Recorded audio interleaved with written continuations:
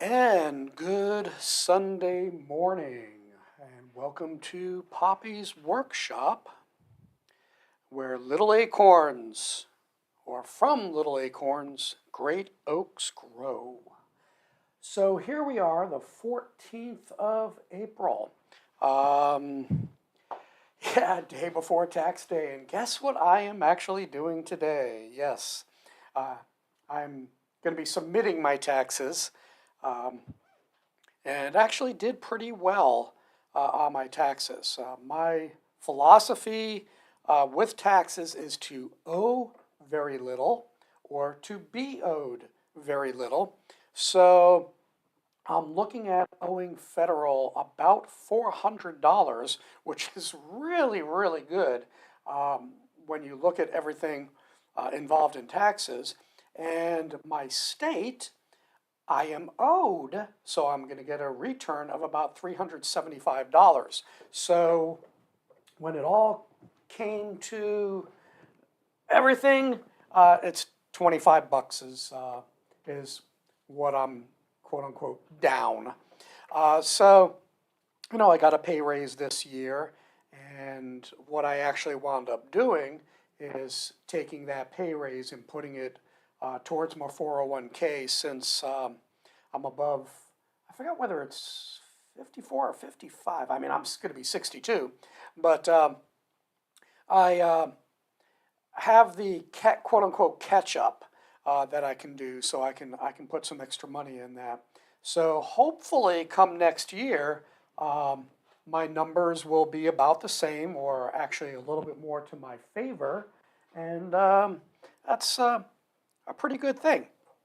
So on the eye front, I did go to the doctor Tuesday, and she took a look at my eye, and the surface is now superficially pretty much healed. And let me look here. I guess my vision is almost restored, just slightly blurry uh, in my left eye, the eye that got injured. But when she dyed the eye, she said that the outside looked good. There were, the healing looks pretty much complete.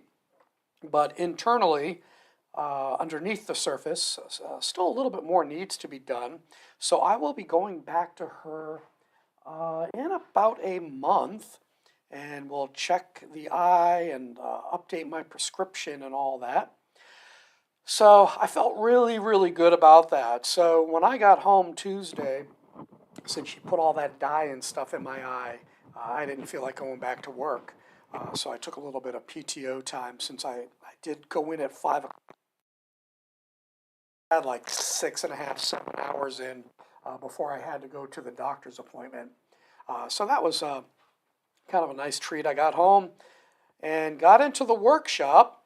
And if you remember last week and the week before, when I was really in the heat of the eye injury, I struggled a lot. So what I actually wound up doing is finally completing a couple projects. And let me get this in view here. And this is a Memorial Day, the soldiers, as they refer to it. And what I wound up doing, I think you saw me do this layer here, this green layer, and I struggled with it. Then Tuesday, when my eye was better, as I did the more complicated pattern and actually stayed on the line. So that worked out very, very well. Let me put that where you can see it. There we go. Now you can see it. I'm going to move the light over a little bit. And there we go. So we have this. I actually completed 3 of them. And then once I had it all cut out, I took it outside, set up a table, got my spray board down, and rattle canned it. So I used 4 different colors. You can't quite see it, but back here, which is the the bottom layer, the backer layer, that was done with a dark brown. Then the second layer was a very dark olive, and then I did the kind of medium sand color, And I think, yeah, it did sand color there. Then I took black paint and some more of the green, and then I tried to speckle uh, some of this as well. So it actually creates a bit of a shadow for the helmet and everything with the dark color. And I thought it came out very well. I did do a hanger, and this should hold at least 2 pounds, and this is nowhere near that. So I use one of those self-adhesive hangers, since these will be hung up, uh, just for a short amount of time. I was concerned about the dog tags. I did glue them together to form a little bit better triangle, so it's a little bit stronger, so it doesn't move any. So that's a good thing. So yeah, I've got 3 of these, and again, I thought it came out very well, and a nice project for finishing up when my eye was doing better. So what I wound up doing yesterday, besides doing a few things on my board, getting different type of clamps so that when I'm carving I can be more centered. The issue is that the original holes are like 17 millimeters, and you couldn't, other than for putting the dogs in, I didn't have anything. So I drilled them out to 19. I got a couple different types of holders that now fit in that. So now I have a little bit more flexibility on my small workbench here, which I like.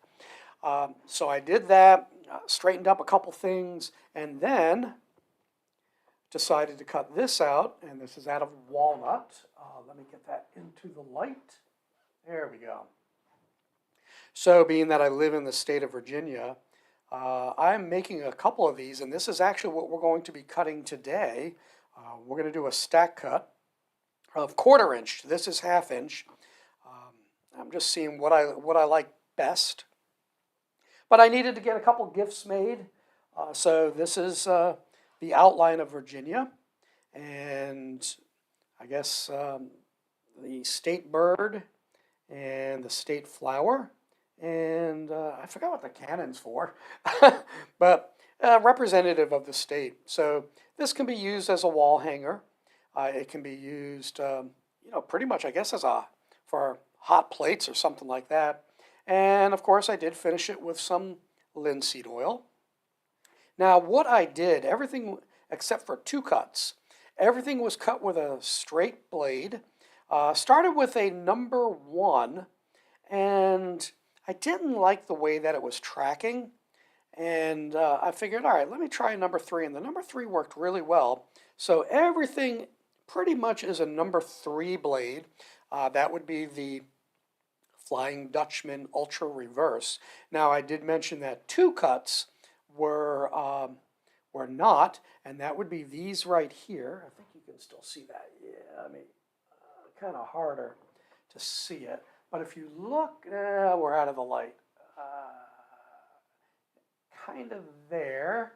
If you look at the bird wing, I actually did that with a spiral. I think it was a number 1 spiral blade. And you know me, I really don't like spirals that much, but I wanted to see what it looked like, because originally I was going to do all the others, because of course when you drill the hole, that's pretty much the smallest hole I can go, and then put in a number 1 or a number 3 blade. So I wound up shaping it a little bit, and you kind of get the little spermy look there, where you don't get it there. But I really don't like spirals. It's just me. So today, what I think I'm going to do is I'm going to go all number 3 ultra reverse, and definitely do that. And we'll see how that comes out, because I can always go back and make those a little bit thicker if I want. So yeah, we're going to do a stack cut today of this out of, as I said, the walnut. And that's pretty much it from the workshop. And hey, JJE, welcome to the morning. And not sure if you saw this. I completed 3 of these this week. Actually, Tuesday, I had it all cut out, finished cutting it out since I got a good report on my eye. And then rattle canned it. And rattle canned it 4 different colors. And that's one of the things I really like to do sometimes, especially, I'll go back to last week in a moment. When I'm using the plywood, I prefer to rattle can it. That's just me. So if you remember last week, I was struggling a bit since the eye was still a little bit messed up. But I was also struggling with the fact that there was a lot of tear out of the Baltic birch plywood that I was using. So obviously it wasn't super good quality. So, you know, it is what it is. And by putting a thick coat of rattle can, I can't see what it is from here that I use. Let me walk over. Give me a second. I'll cut through here, and I will tell you what I use. I use the Krylon, I believe. Let's see. No, this was actually Rust-Oleum. So I have the Rust-Oleum. This was their camouflage set. And then for my other color, the X Ultra Cover. So those are the paints that I use for my painting because it gives a nice, thick, smooth finish. And you know, it looks really good. So again, that's what it looks like with the rattle can. We'll get that there so you can see. And then again, this was finished with the linseed oil with the walnut. So let's switch on over to the scroll saw. Ba-boom. Okay, so let me get my chair up, get set up so we can do a little cutting. And let me back out just a little bit here. There we go. And then I'll zoom in a second. So here's the piece on a 6x12 slab of wood. Now, I just realized it after the fact. What I could have actually done is shrunk this piece down just a little bit, and I could have fit 2 on this. You know, live and learn. I like the size that it's at right now. You know, so there's going to be some wasted wood, in particular since I did glue these 2 pieces together for the stack cut. So what I will be doing is starting, of course, in the inside. Well, actually, what I'll do is since I've got the blade already set up, let me zoom in here. So, oh, focus. Come on, focus. There we go. So what I'll do is I'll start right here. I'll knock that little ridge out and then start with the inside cuts. You know, the wood is pretty strong, so I can do some of the bigger cuts or, you know, do some of the, let's see, get my finger up here, do some of the detailed cuts in the bird and all that. You know, those are kind of boring cuts, but whereas you get into here, let me bring that up, into the Virginia, which we may do. These are a little bit more intricate and exciting cuts, so to speak. So we will definitely be working on some of those as well. So yeah, there we go. Let me get my headphones on to protect these ears and get the air handling, the dust handling system on, and give you the advance warning that that will be a little bit loud, hopefully not too bad. And here we go.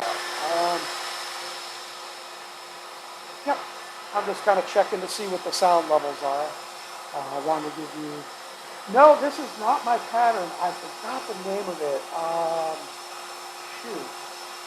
You know, I'm going to have to put it in the description after. It's Bruce, I think, and I forgot where I got it from. He had a number of different states. So, And of course, me being from Virginia, that's the one that I got. So here we go. Yeah, I'll put it in the description a little bit later today. Now, one of the things I'm trying to do is not cut a totally straight line. You know the coast or the borders are not always straight lines. And you can see in the pattern he does have some details. So you'll see me moving this a lot. There we go. And boom. Oh, let me see if I can grab that piece. Ah! There we go. So it's going to have some, it feels ridgy here. Hey, Archie! Good to see you, Gareth. Glad to have you checking in. I know you've been quite busy with your own stuff. How's that going? I'm going to do one of the detailed cuts here. I got to get some light. Oh, got to sand the bottom here. Wait a sec. Sand, sand, sand. Get some of these holes showing. Yeah, the eye is definitely better. It has externally healed. Still needs some internal healing. And it is only slightly, slightly out of focus compared to what it was. It started out where I could not see out of it at all. And it was like looking at, looking through the glass of a, with petroleum jelly. Not fun at all.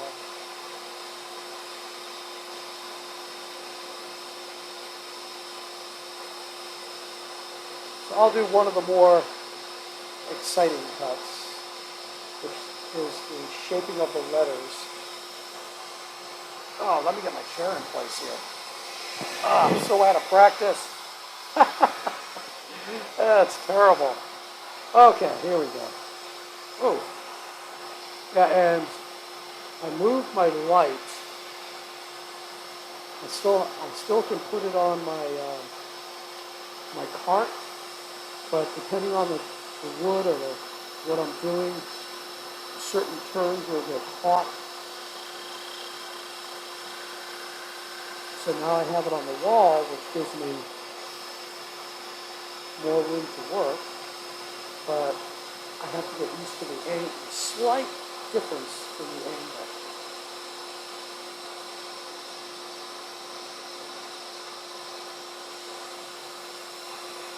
So I'm going to nibble this here. Get my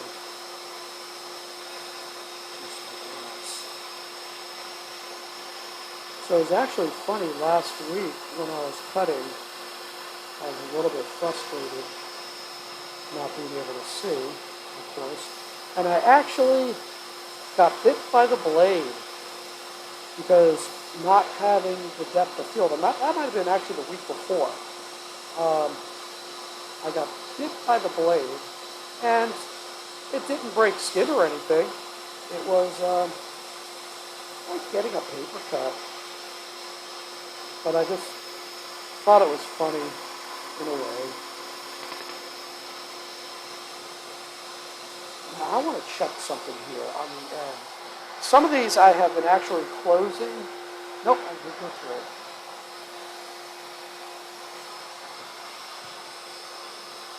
I've been keeping the letters closed on some of these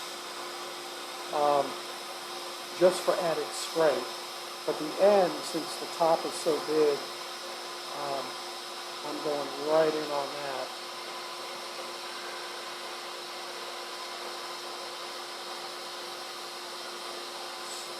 So Gareth, is your project going well? curious about that because I know you've had your head down working on things.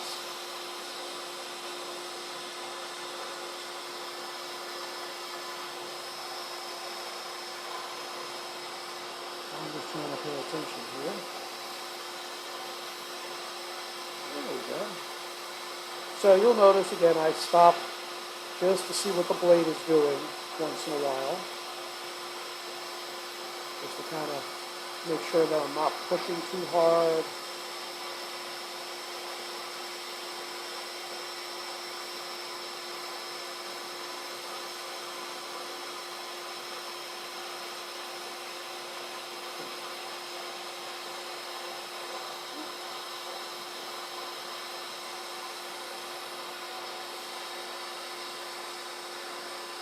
Alright. So, very subtle details, like when you get to the side of the end between the eye, there's just a very slight V up. So, I'll try to make sure that I get that in there.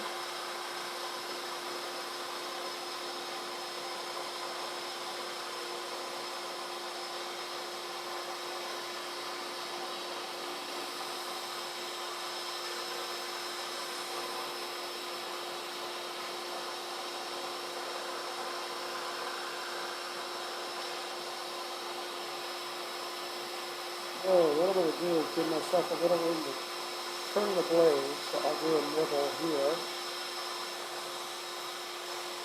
Don't know if I did enough. Yep, all right. Back it up.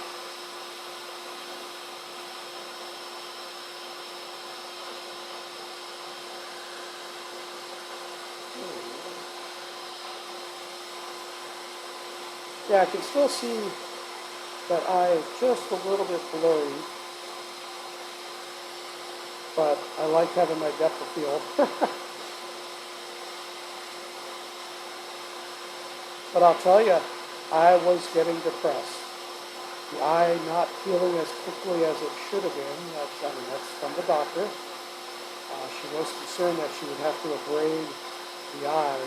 That was like 2 weeks ago. So I'm glad things turned around the 3rd week. But not being able to scroll, or when I tried to scroll, fighting myself, and then I could not stay on the line for the life of me, actually, pull that off. That was not fun. So I just started binge watching on Freebie app on my TV, Person of Interest, which is quite interesting. But I generally don't watch TV. I mean, I'll go 6 months or more not watching television. Let me do some of the boring cuts. In the bird. I think that's the eye. Let's see if we can get. Yes. So we'll do some of the shortcuts here. But yeah, I got seriously depressed. Let's see. Eating your breakfast. Yeah, I hear you.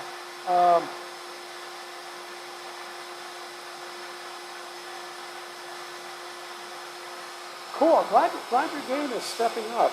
I mean, you know what's funny?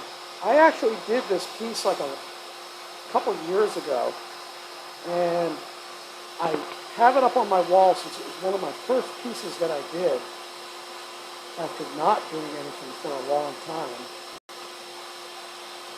And the quality of my cuts are so much better from just a couple years ago.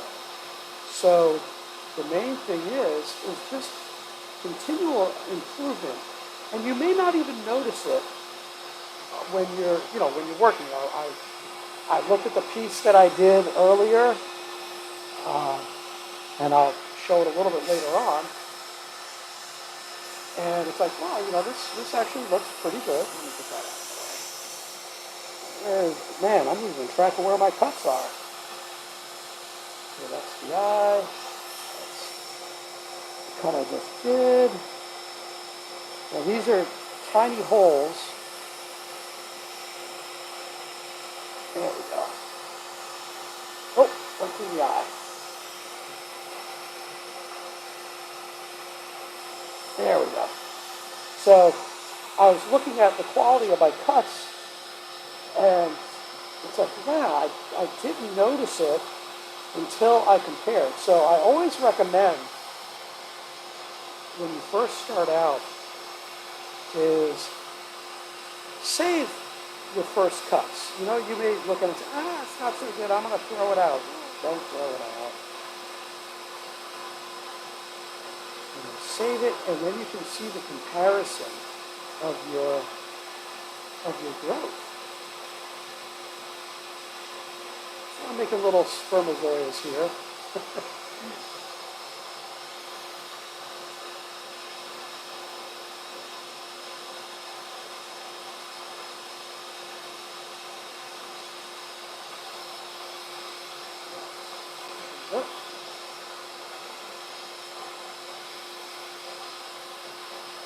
I think I just bent the blade a little bit. That affects my lines. So that's one of the things when you're doing tight lines, tight turns, and stuff like that. You got to be careful not to bend that blade. All right, let's do some of the bigger cuts here. I was trying to talk as I do it.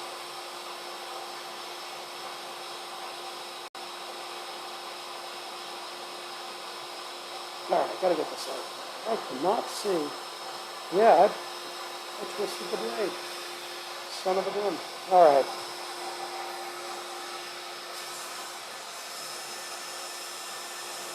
Yep, I twisted it.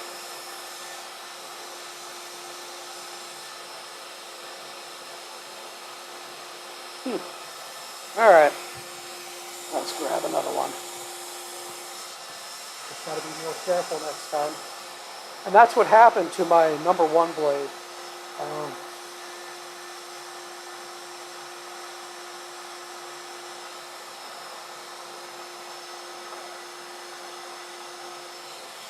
I was just trying to read some of the comments that are coming in, so you have to pardon me not talking. But yeah, you definitely have to watch rubbing your eye when you're in the shop. I mean, pretty much anywhere. You're out in the yard or whatever. You definitely have to be careful. Now, I'm going to do this. I'm going to do the bigger holes. That way I can continue talking.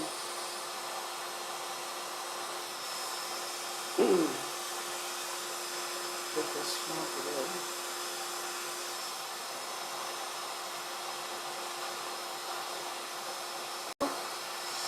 Put that away.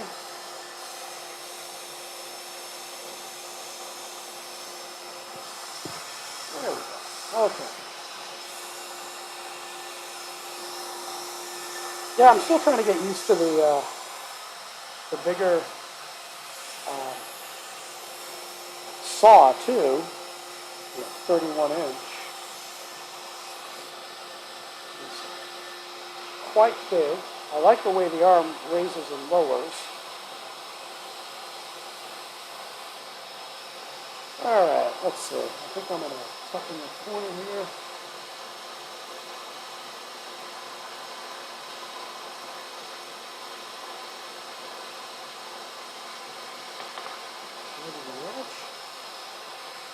Yeah, I just have to be careful that I go into the larger hole to make those sharp, you know, when I want to reverse my blade.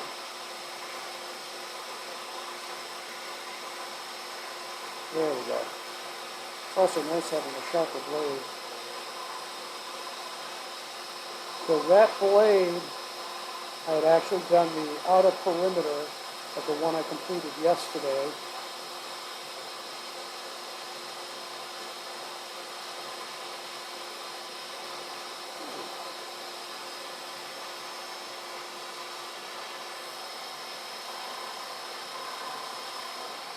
Let's see. But yeah, you know, it's even though, you know, the scroll saw is a very safe tool, one of the safest, I would say, because we're generating dust, we're generating small pieces and everything. You do need to be careful, cautious, and you know, rubbing the eye. That, I mean, I remember during COVID, it's like, oh, don't rub your eye. You know, all the extra precautions. Yeah, I gotta readjust my table here because my lens is at an angle like, oh, you can't see it. It's at an angle, so it's causing some distortion for me where I have to shift my position to see my line.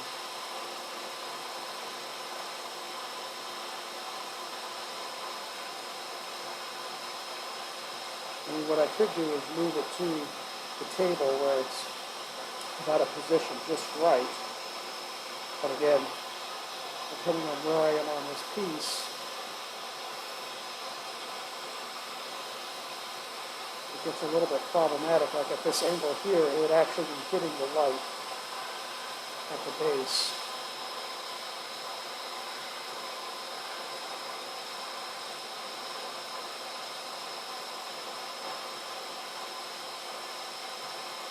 All right, let's get that final cut in.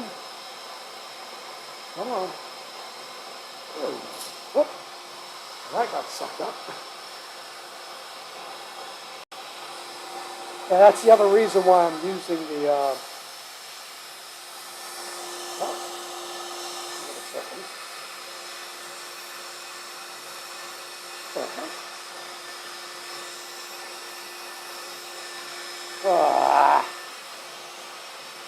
I think I only cut through the top piece, not the bottom. And this is going to be problematic. I think I can bent another blade.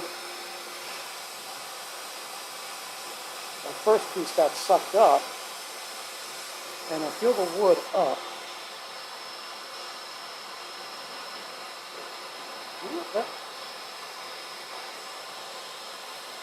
The wood is moving. It's not coming out.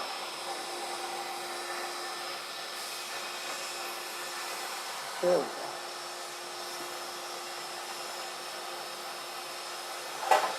Okay.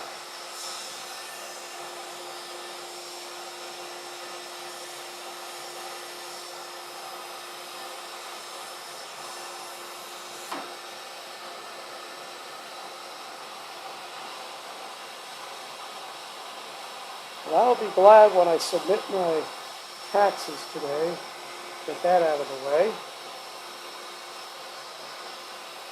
Of course, doing it the day before taxes are due drives my wife up a wall.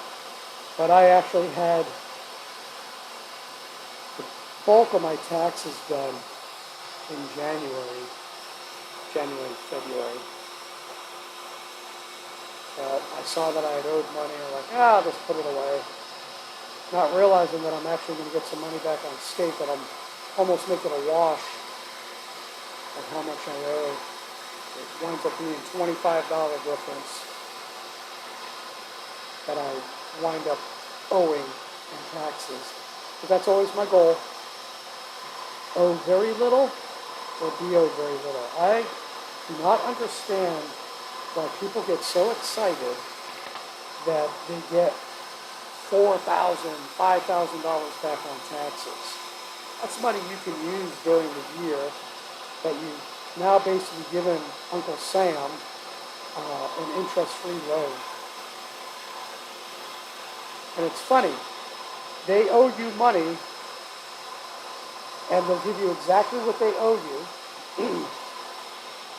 But if you owe them money and you're 30 days late, you get penalties and ungodly interest. I think they charge you 21 or 24% interest on it. It's like, are you kidding me? So when I look at my taxes, I try and plan my deductions during the year. Usually I'll adjust them quarterly if need be. Because again, I don't want to, I would rather owe very little than be owed, let alone be owed a lot. You know, to use that as a forced savings plan, I think is silly. And as I mentioned in my introduction, you know, I'm going to turn that a little bit more. In my introduction, I got a pay raise this year, and what I opted to do is put it in my traditional 401k, so I don't pay taxes on it now, but I will have to pay taxes when I pull it out after I retire, the hope being that my tax bracket will fall. So if I put it, you know, this is one of the things you've got to look at, is if you do a Roth where you pay the taxes now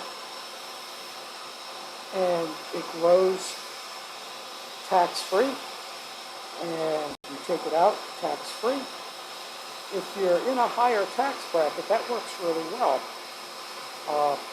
when you if you do it when you retire. So what I usually advise young people, when your incomes are low and you got more time and it has more time to grow, put your money in a Roth. Then as your income grows, at a certain point, you want to start shifting some of it over to a traditional, where you're technically lowering your income for the year. So let me pay attention to this corner here. Now I'm going to do this. I'm going to give myself a turnaround here.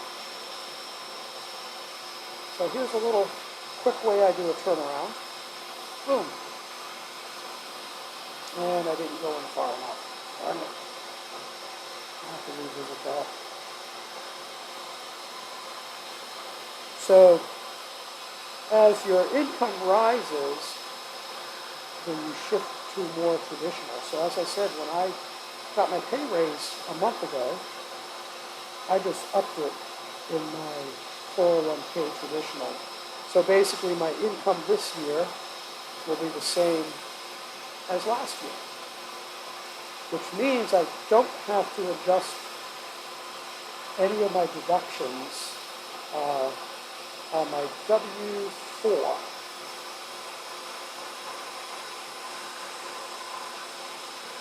So that's one of the games that I play. So let's do a middle here.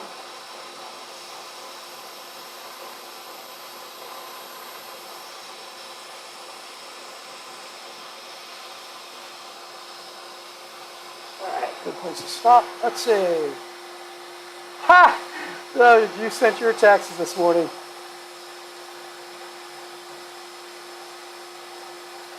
Yeah, Archie,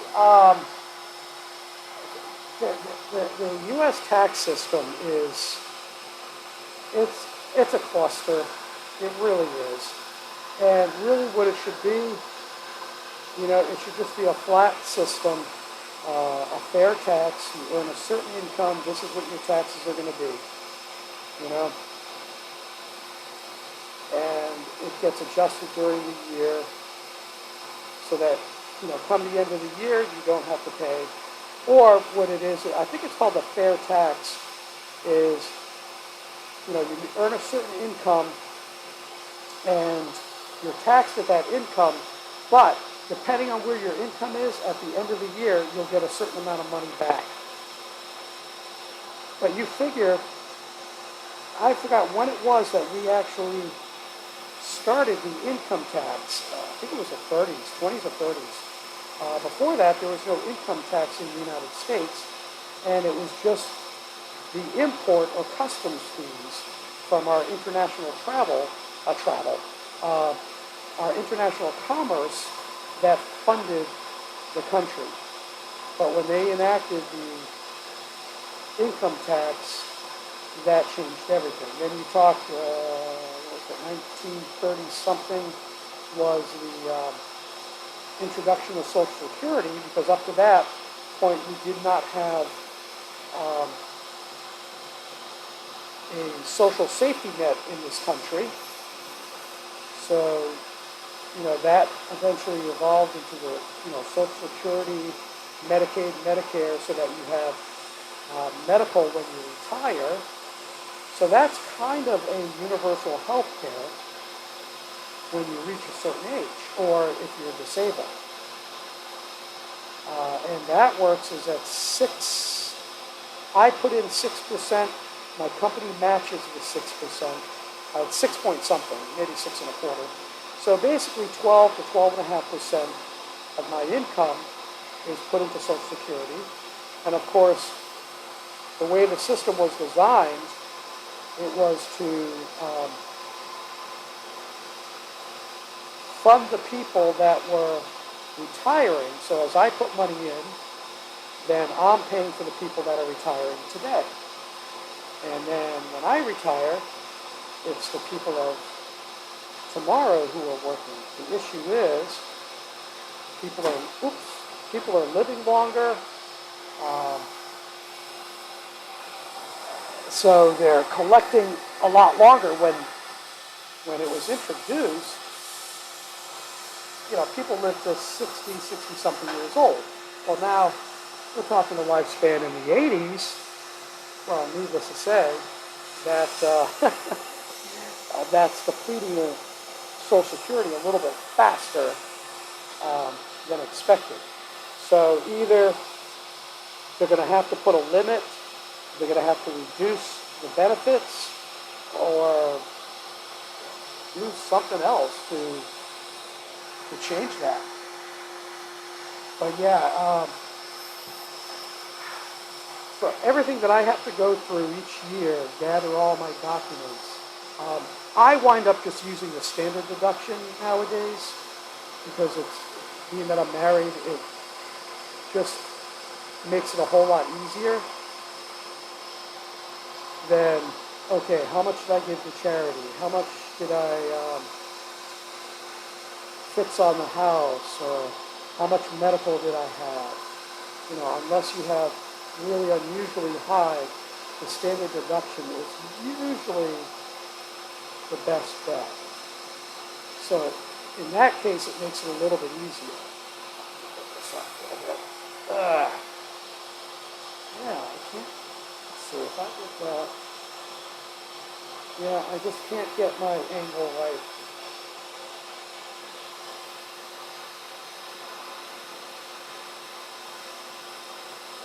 But they call it a progressive tax.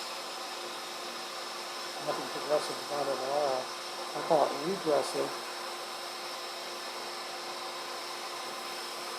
There's so many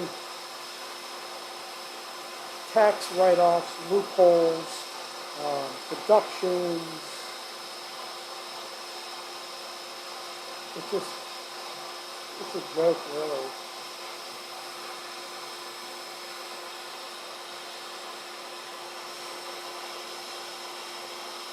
But yeah, there's two things that people are pitching. It's either the quote-unquote flat tax or the fair tax. And I'm not too brief on them anymore. I used to study it, and the fair tax, I just remember, was the one that I favored. But the other thing is, we are taxed on so many things. I went out to eat this week at a Thai restaurant. It's a wonderful Thai restaurant run by a mom and her two daughters, and once in a while Dad will help out if they're busy. And Mom cooks the food fresh, right? You can just look over the counter and see her cooking. So it's fresh food, But what I noticed is not only did we have the state tax, but we had basically, people will call it the city tax, but what it is, it's the tourist tax, because we are in a tourist town. So there was another 5% tax on top of the state tax. Then if I buy fuel, we not only have the federal fuel tax, we have the state fuel tax. And these are supposed to go to repairing and maintaining our roads. So therein is the rub, is that people have electric vehicles. Now when they pay their excise tax each year on their car, which is another tax, they have to pay another road tax on top of that since they don't pay fuel tax. And they're moaning and complaining about that. Yeah, so when I go to the food store, if it is pre-prepared food, say I get a frozen pizza, I pay tax on that. But if I buy the dough, the tomatoes, the spices, I might have to pay taxes on the spices, but on the dough and the other things I don't. So same thing, we have taxes on certain types of clothing or merchandise. Sometimes you get tax-free days, you don't have to pay for that. So yeah, we get taxed a lot. I would dare say, all said and done, at least 50% of my income is taxed. Or I should say I take 50% of my income and it goes to taxes one way or another, very close to it. So, you look at Europe, it's like, yep, here's the VAT, this is the tax, and my understanding is that's pretty much it. But, we get all these little taxes, then we get these write-offs. It's kind of silly. Like, one of the questions that I was asked is, do I owe any taxes? Let's see what I want to do here. Let me check my... So here's the one that I completed. In the light. So yeah, here's the one I completed yesterday. And what I want to look at is between the I and the G, I have them connected. So, let me get my pointer here. So, I could go in and just cut this out, but what I was concerned with and why I left a little bridge here is that's an awful lot of stress at the bottom because it's being supported using your twist points here. So I'll have to drill another hole here. No big deal.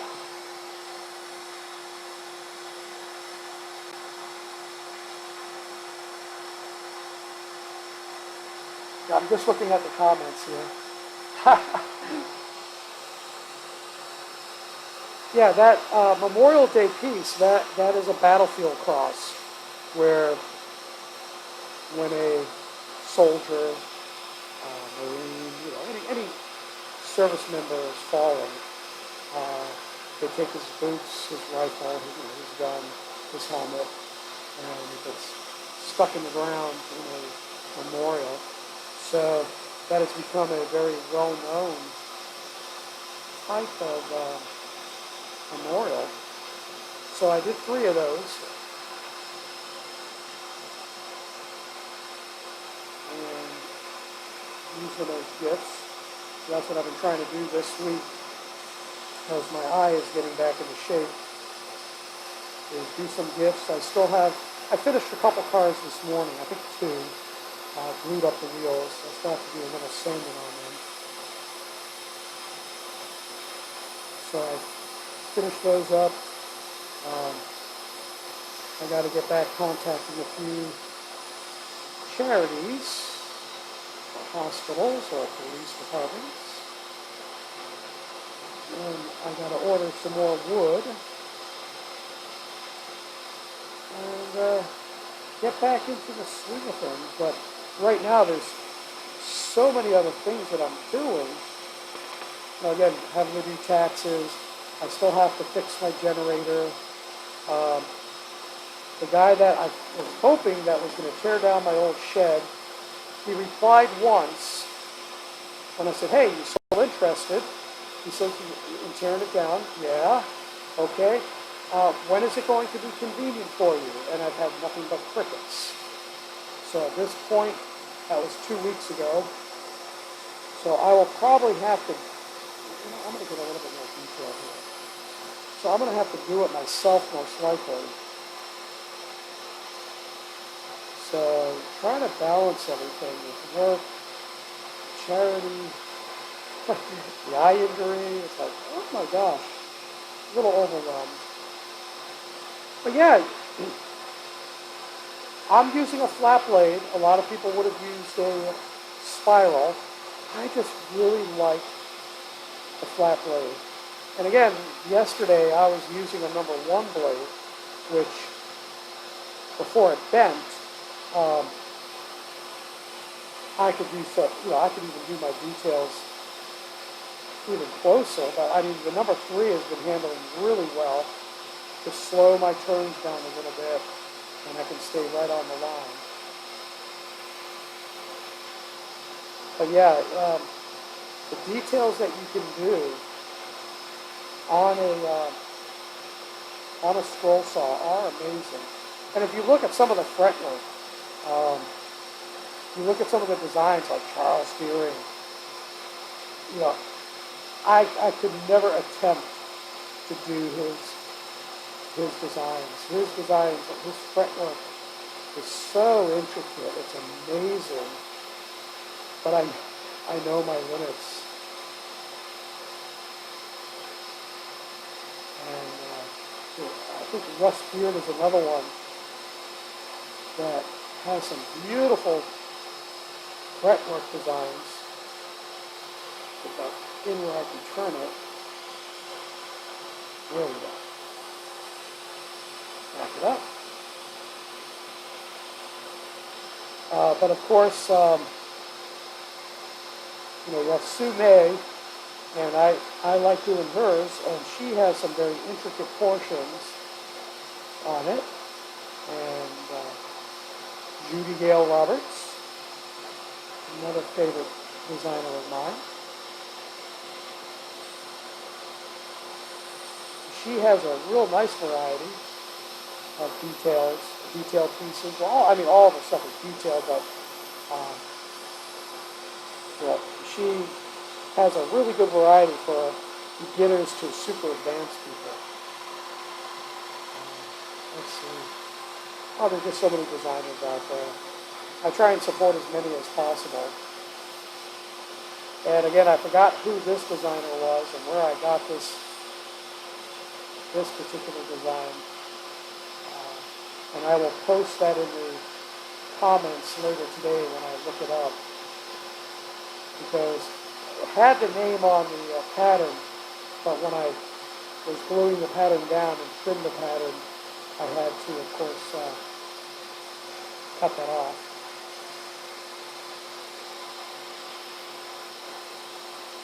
And didn't write it down or keep it, knowing full well somebody was going to ask me.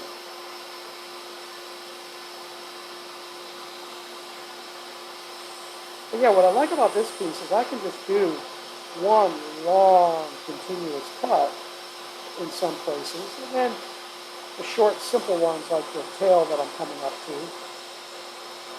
So it has a mix of nice twisty turnies, straights. It has a couple challenging areas, some easy areas to give you a break, so to speak.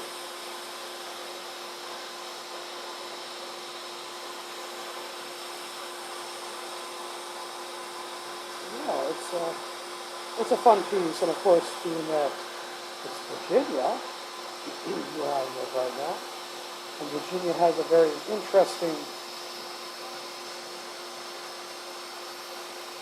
shape to it. I mean, Colorado. I mean, that's, it's a square. Oklahoma, it's a pan. You know, some states are more interesting than others. You know, Ohio, you saw the Ohio one that I did for my daughter. I'm cutting out the word love in it. That made that interesting. Now, let me back up here. Put this little tail.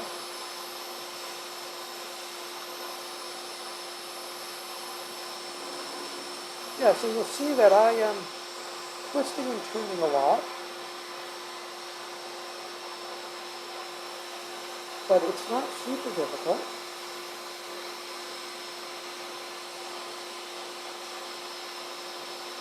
Let me take a break for a sec here. Let's see. Oh, so your brother is an artillery. So let me switch back over to the workbench for a sec, so you can see it. There we go. So yeah, here it is right here. Let me go back.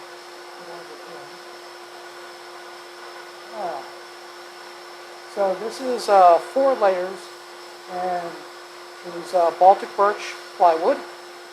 And what I did is use 4 different colors of camouflage paint from Ressurection. Angle this a little bit. There we go. Now you can see it. Get the light over. So I used a dark brown on the base, then a dark olive, then the tan, and then I tried to splatter the black paint to give it, you know, a little bit not so clean look. In actuality, I think this is kind of, this is not just the United States, to be honest. This is, I think this is accepted pretty much worldwide in the military as to being a standard Memorial Day memorial. You know, again, they call it the Battlefield Cross. So that's what they do for fallen soldiers in the field. You know, so it's a quote-unquote temporary memorial while they're deployed. And we definitely saw it a lot in the beginning of Afghanistan, for example. So, you know, that's what it is. Yeah, and you know, this is with the M4, the M16, and you could easily change the rifle, you know, the helmet and everything like that.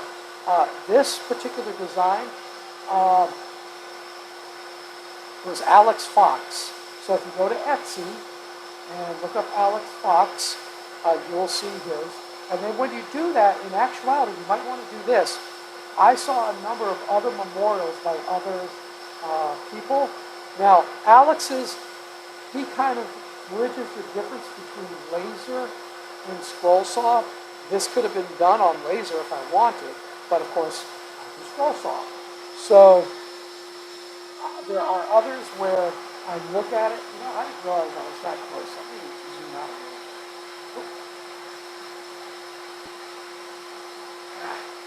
little. Okay, so Alex kind of bridges, but check that out, and you can do, you know, go to Etsy and see, you know, Memorial Day or Battlefield Cross, and you'll see what they have available. Because I saw a couple that I really liked, but it was more tuned to the laser. And I think if I ever did that again, I would probably go with either birch or aspen, but I would not use the plywood because of the tear out. Because there's so many, you know, the eye holes of the laces, and then the laces themselves caused a bit of tear out with the plywood. And pay attention here. But yeah, if you do that, I'd like to see that. That would be very, very cool.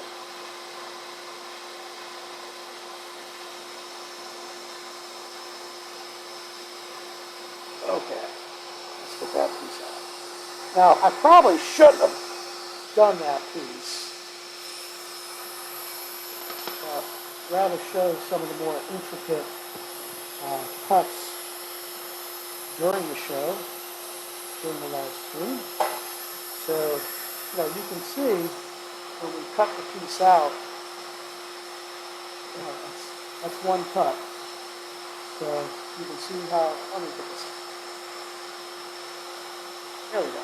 You can see how intricate it actually is. So let's do a couple easy cuts here. On the tail. These are straight cuts.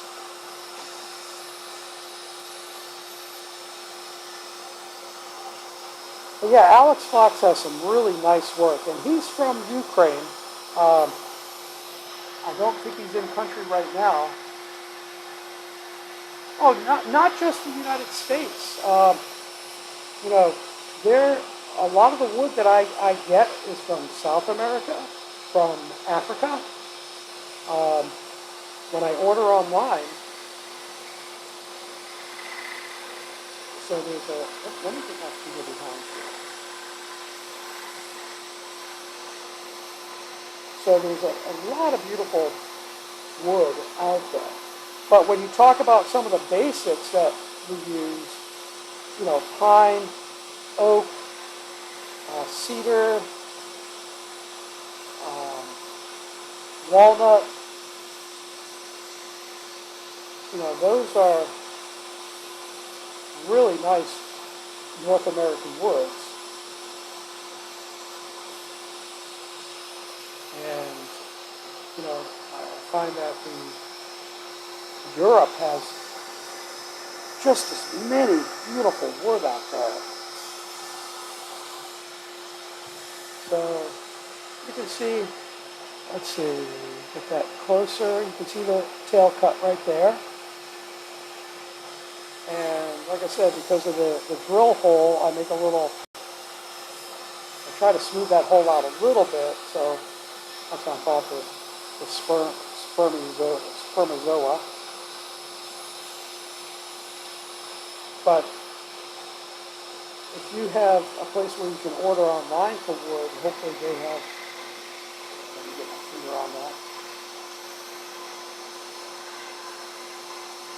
They have many sources that they can hopefully import from. But I have two main suppliers online,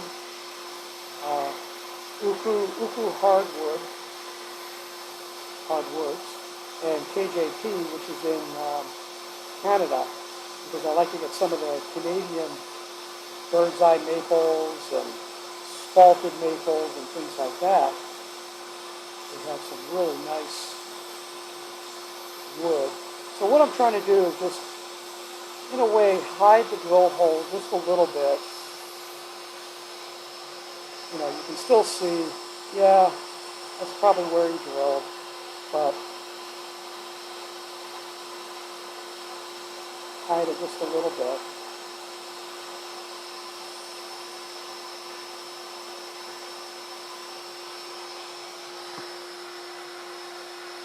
So what kind of African hardwoods have you worked with?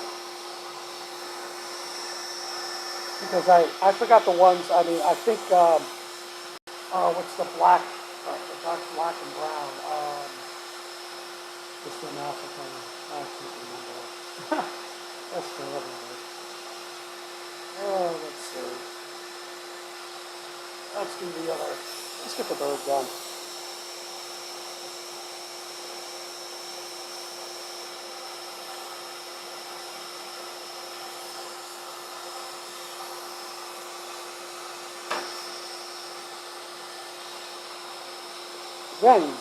Wenge or Wenge, if I remember correctly.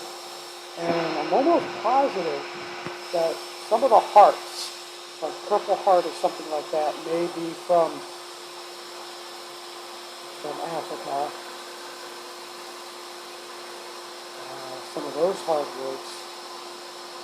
I think lacewood or zebrawood, as they call it, is another one. Not sure. I may be confusing it with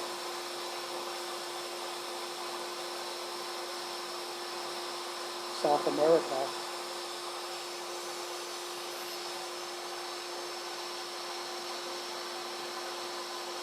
I'm just trying to shade this a little bit.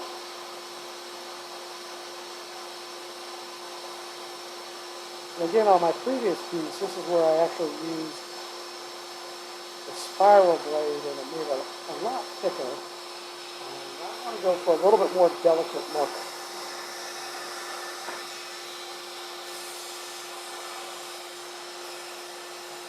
Oh, did I not go through? Oh, I did, okay.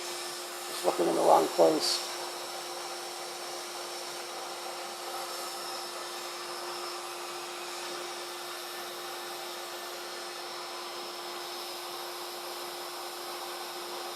But yeah, good to be back on the scroll saw. To be able to see.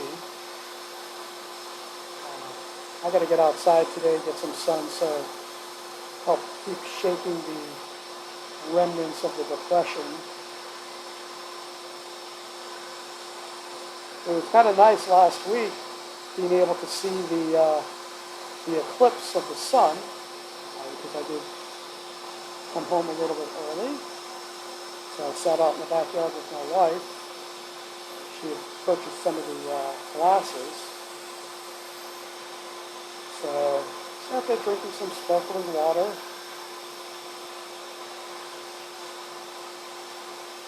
And once in a while get up, see the progress. We were only in like the 75 or 80% zone. So we didn't have the full darkness like some other places in the United States.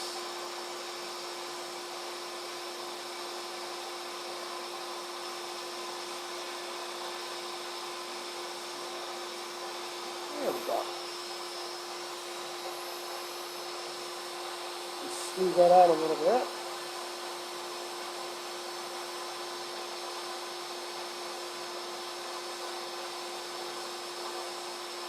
Hide that hole a little bit. There.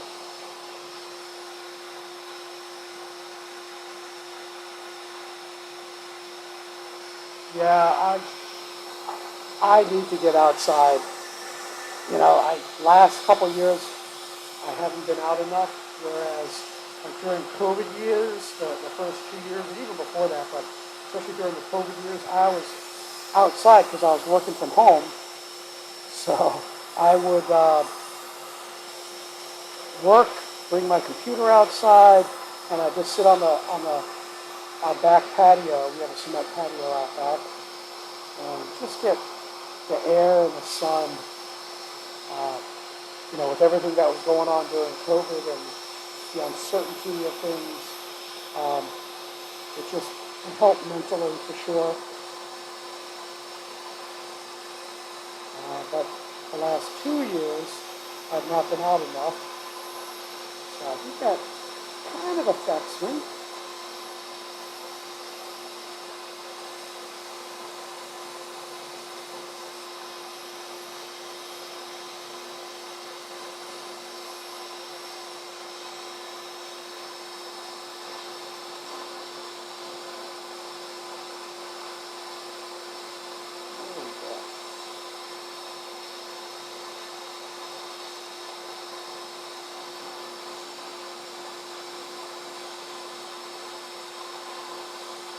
A little bit wider.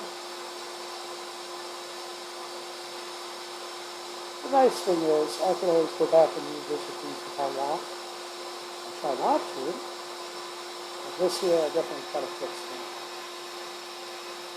There we go.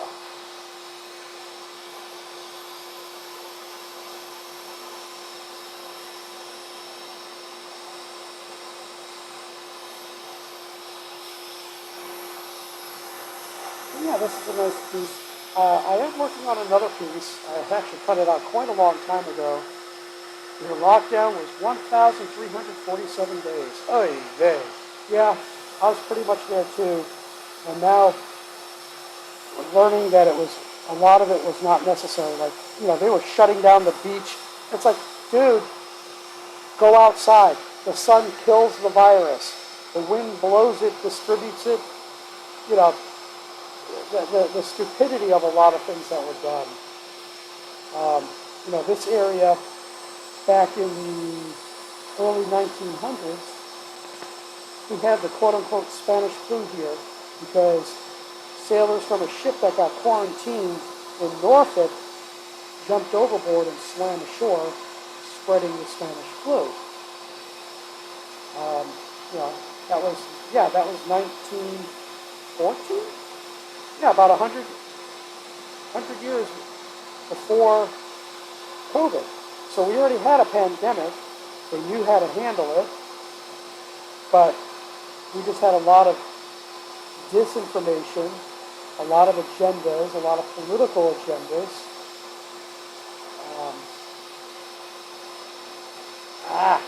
Come on.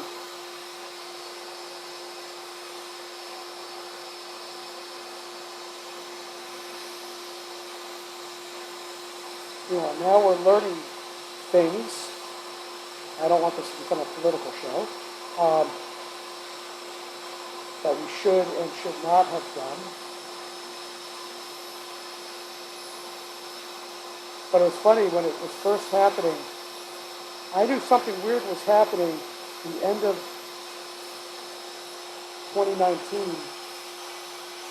But when they started talking about it at the end of January, I'm sorry, wait. It started 2020. When they started really talking about it, I was looking at maps and everything where they were tracing, and I noticed that in the beginning, everything for us was in the Pacific Northwest. Then I noticed it spreading, but it was all by the cities that had international airports, and then you saw the secondary spreads where we had regional airports. So I was saying, look, this is spreading in the cities like New York.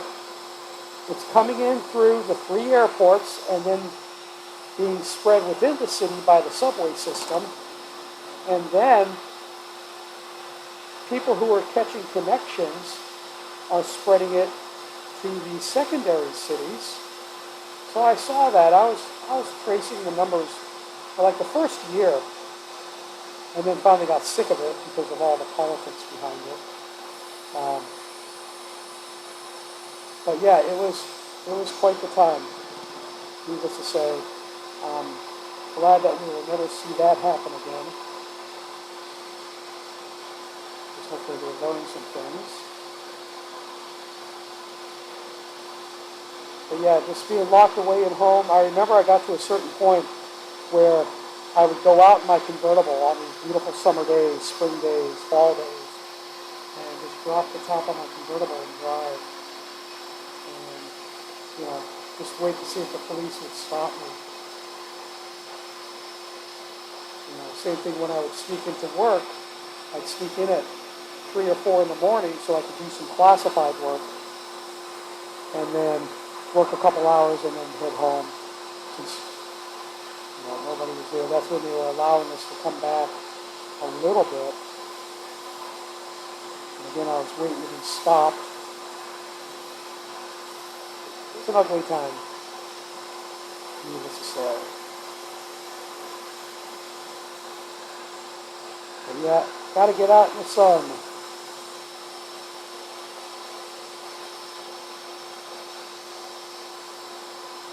Yeah, before 2019, I was in the gym every day, outside in the sun. I was probably at my healthiest at 57 years old. Fresh shape. Put my finger on that. There we go.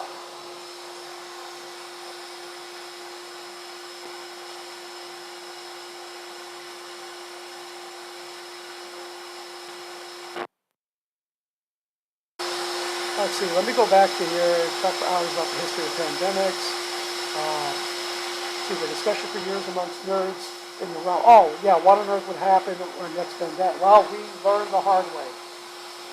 The thing is that also is it was also, look at the Spanish flu. Look at the flu back in the early 1900s. It was pre-mass media, pre-internet, pre-everything, pre-air travel.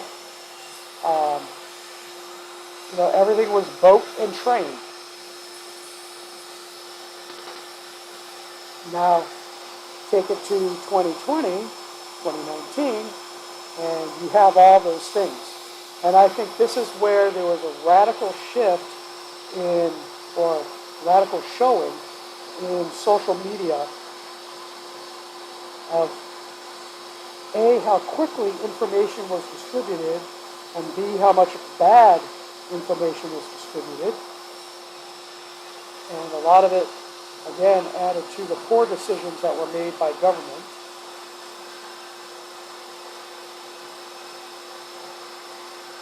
It was unbelievable. And, I always say social media, the internet, is like panning for gold. You sift through a lot of dirt and trash and garbage and find that one nugget of gold. I know it's a little bit of an exaggeration, but that's kind of what it is. But what's happening now, as somebody who is involved in computers and AI and stuff like that, is I'm starting to see, or have been seeing, a lot of what we see is being curated or influenced by AI, by bots, and things like that.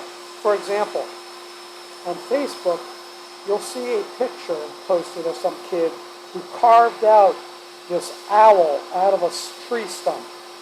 And I can look at it, I know instantly it's an AI photograph, AI generated image.